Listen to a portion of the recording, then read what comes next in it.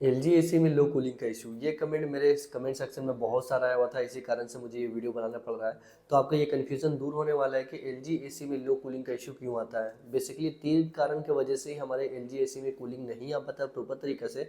तो वो तीनों कारण मैं आप लोग को इस वीडियो के थ्रू क्लियर करने वाला हूँ।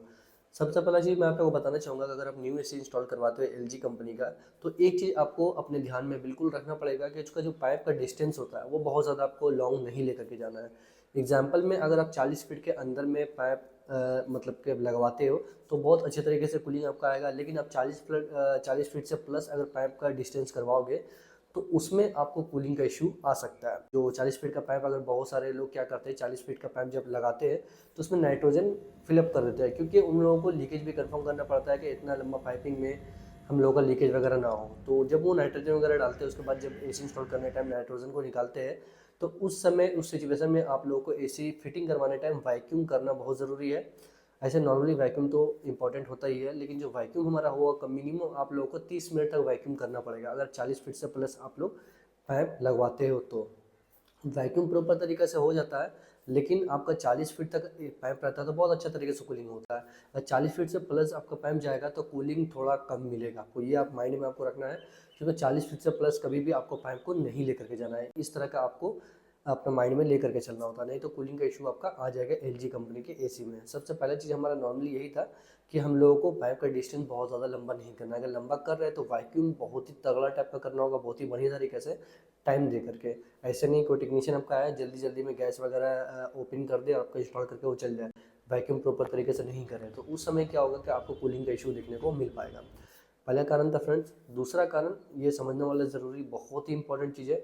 दूसरा जो हमारा होता है कि बहुत से लोगों को ऐसा प्रॉब्लम आया है कि जब वो लोग एसी को लगवाते हैं या कुछ समय के बाद एसी जब हम लोग का रनिंग करते हुए कूलिंग कम होता है और उसमें एक टेक्नीशियन जो रहता है वो चेक करके ये बताते हैं कि इसमें गैस लीकेज हो चुका है। ऐसा प्रॉब्लम बहुत बार आ चुका है एलजी कंपनी के एसी में, और उसी समय ज़्यादा प्रॉब्लम आता है कूलिंग इशू का। अब सेकंड जो आपका गैस चार्जिंग होगा, सेकंड गैस चार्जिंग करने टाइम आप लोगों को दो तीन चीज़ नोटिस करना है। वो दो तीन चीज़ क्या है तो वो समझिए आप। सबसे पहला चीज़, जिस जगह से लीकेज हुआ आपका उस जगह को आपको ठीक करवाना है। एग्जाम्पल में अगर नट से लीक हुआ है या फिर आपका कूलिंग कॉइल से लीक है या कंडेंसर से लीक है, कहीं पर से लीक है, सबसे पहले उस लीकेज को आपको ठीक करवाना है। ऐसा नहीं करना है कि आप लोगों को जब आपका लीकेज हो गया उसी में आप लोग गैस चार्जिंग करवा लो, उसके बाद आप लोगों को लगे कि भाई सीज़न तो हमारा निकल जाएगा, गर्मी निकल जाएगा गैस चार्जिंग करवाने से। ऐसा नहीं करना है, क्योंकि आप लोग को लो कूलिंग का इशू देखने को मिल पाएगा सेकंड गैस चार्जिंग में। कभी भी आपका इस तरह का प्रॉब्लम आता है गैस चार्जिंग दोबारा करना हो तो आप लोग ये काम कीजिए कि जो आपका जहाँ से लीकेज होता है उस लीकेज को पहले ठीक करवाना है। क्योंकि लीकेज आपका ठीक नहीं होगा और आप गैस डलवा दोगे तो कुछ समय के बाद क्या होगा, धीरे धीरे वो गैस निकलना चालू हो जाएगा और आपको आइडिया भी नहीं है। आप लोगों को लग रहा है कूलिंग कर रहा है वो, लेकिन जो कूलिंग होता है वो आपका धीरे धीरे कम हो रहा है, जिसकी वजह से क्या आपको लगेगा कूलिंग इशू आ रहा है, भाई कूलिंग प्रॉपर हमें देखने को नहीं मिल पा रहा है। तो जिस जगह से लीकेज होता है उसको ठीक करवाने के बाद ही आप लोगों को गैस चार्जिंग करवाना है। लेकिन गैस चार्जिंग करने से पहले आप लोगों को वैक्यूम करना ज़रूरी है, क्योंकि सेकंड गैस चार्जिंग में वैक्यूम बहुत ज़्यादा इंपॉर्टेंट होता है। और सेकंड गैस चार्जिंग में आप लोगों को पता होगा जो दूसरा गैस लगता है वो कंपनी के गैस, मुझे लगता है भाई थोड़ा डिफरेंस रहता है कंपनी के गैस और जो हम लोग बाहर से गैस चार्जिंग करते हैं सर्विस सेंटर या कोई भी अदर में गैस चार्जिंग जो होता है, और जो सील जो कंपनी का गैस आता है वो थोड़ा अलग होता है, उसका कूलिंग बहुत ही बढ़िया होता है। सेकंड गैस चार्जिंग करने तब हम नोटिस कीजिएगा, आप जब वैक्यूम भी प्रॉपर तरीके से कर रहे हैं, सारा काम करने के बाद जब आप गैस चार्जिंग कर रहे हैं तो आपको कूलिंग में हल्का सा डिफरेंस दिखेगा अगर प्रॉपर आप वैक्यूम करके डाल रहे हैं तो थोड़ा सा चेंजिंग आ जाता है सेकंड गैस चार्जिंग में। लेकिन सेकंड गैस चार्जिंग में दो तीन चीज़ जो होता है उसे जैसे मैंने आप लोग बताया नोटिस करना ज़रूरी है। पहला चीज़, आपका जिस जगह से लीकेज हो उसको सही करना है। दूसरा, वैक्यूम प्रॉपर तरीके से करना है। तीसरा, जो हम लोग गैस इसमें चार्ज कर रहे हैं, एग्जाम्पल में R32 R410 से गैस का बैक प्रेशर 120 से 130 के बीच में होता है। तो आपको बैक प्रेशर को बहुत ज़्यादा कम नहीं करना है, क्योंकि बहुत ज़्यादा अगर 120 से आप कम कर दोगे बैक प्रेशर को तो भी आपका कूलिंग इशू आ जाएगा। तो टेक्नीशियन जो भी रहे उनको ध्यान में ये रखना है कि जो हम लोग गैस चार्जिंग कर रहे हैं उसमें आप लोगों को प्रॉपर गैस उसमें ऐड करें, कम गैस नहीं करना है, क्योंकि कम गैस अगर करोगे तो भाई गैस आपका प्रॉपर नहीं रहेगा और आपका कूलिंग आपको प्रॉपर देखने को नहीं मिल पाएगा। तो दूसरा कारण हमारा यही था सेकंड गैस चार्जिंग में कि आप लोग को दो तीन चीज़ माइंड में रखना बहुत ज़्यादा ज़रूरी है। अब तीसरे प्रॉब्लम की तरफ बढ़ते हैं। तीसरा प्रॉब्लम क्या है जिसकी वजह से एलजी कंपनी के एसी में कूलिंग इशू हमें देखने को मिल पाता है। ये मैं नॉर्मली एलजी कंपनी के बारे में बता रहा हूँ। ऐसे नॉर्मली बहुत सारे एसी में ये चीज़ डिपेंड करता है जो मैं आप लोग को बता रहा हूँ, लेकिन एलजी में बहुत ज़्यादा ज़रूरी है। तीसरा जो फ्रेंड्स कारण है वो भी बहुत ज़्यादा इंपॉर्टेंट होता है, उसे भी आपको ध्यान में रखना बिल्कुल ज़रूरी है।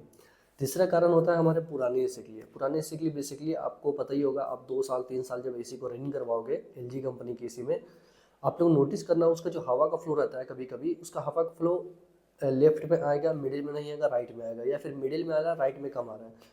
इस तरह का हवा का फ्लो आपको देखने को मिल पाएगा और आपका कूलिंग प्रॉपर नहीं मिल पाएगा। उसके बाद क्या होगा, कूलिंग जो रहता है वो आपको बहुत ही लो देखने को मिल पाएगा कुछ साल के बाद।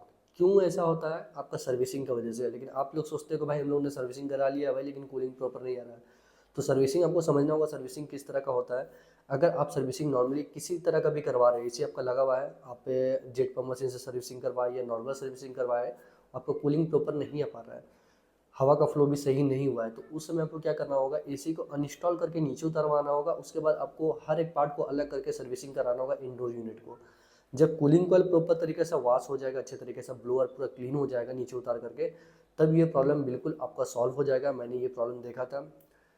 इस तरह का प्रॉब्लम आ रहा था, जेट पंप मशीन का भी सर्विसिंग किसी ने किया था, उसके बाद नॉर्मल सर्विसिंग भी किया था, लेकिन ये प्रॉब्लम सॉल्व नहीं हुआ था। लेकिन जब मैंने एसी को उतार करके अलग अलग सर्विसिंग किया, तो मैंने ये नोटिस किया कि कूलिंग कॉइल का अंदर वाला जो भाग रहता है, ब्लोअर के अंदर वाला भाग कूलिंग कॉइल का, वो पूरा ब्लॉक था। उसकी वजह से क्या हुआ कि बाहर का हवा एब्जॉर्ब नहीं हो पा रहा है कूलिंग कॉइल में, जिसकी वजह से क्या हो रहा है, हवा का फ्लो हमें सही तरीके से दिखने को नहीं मिल पाया। तो मैंने उसको अच्छे तरीके से क्लीन किया प्रॉपर तरीके से। उसके बाद जब मैंने सारा चीज़ को क्लीन करने के बाद प्रॉपर फिटिंग करने के बाद चालू किया, तो भाई बहुत अच्छे तरीके से हवा का फ्लो भी मिला और कूलिंग भी मुझे देखने को बहुत ही बेटर देखने को मिल पाया।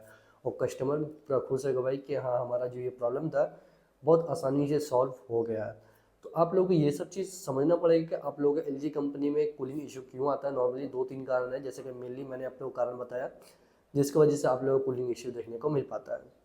तो ये 2-3 कारण हो जाए जिसकी वजह से आपको कूलिंग इशू देखने को मिल पाता है एलजी कंपनी के एसी में। और इस तरह कमेंट मेरे कमेंट सेक्शन में बहुत ज़्यादा भरा हुआ था भाई।